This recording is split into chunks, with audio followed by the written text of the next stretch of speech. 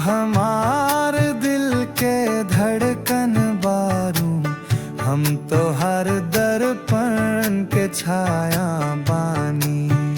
तू चाहता सपना कहला, नाता अनहोनी घटना कहला।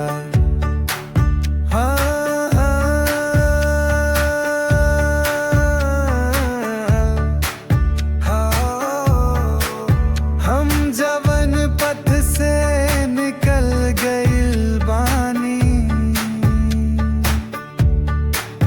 तो हर दर पर आके बैठल बानी। तोहरा से प्रीत लगा ले बानी।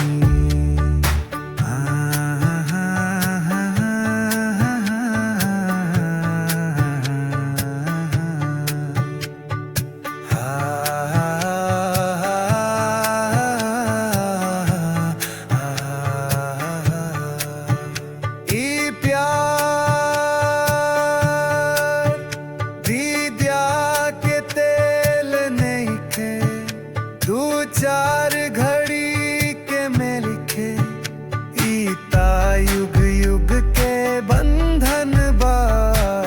कौन गुड्डा गुड़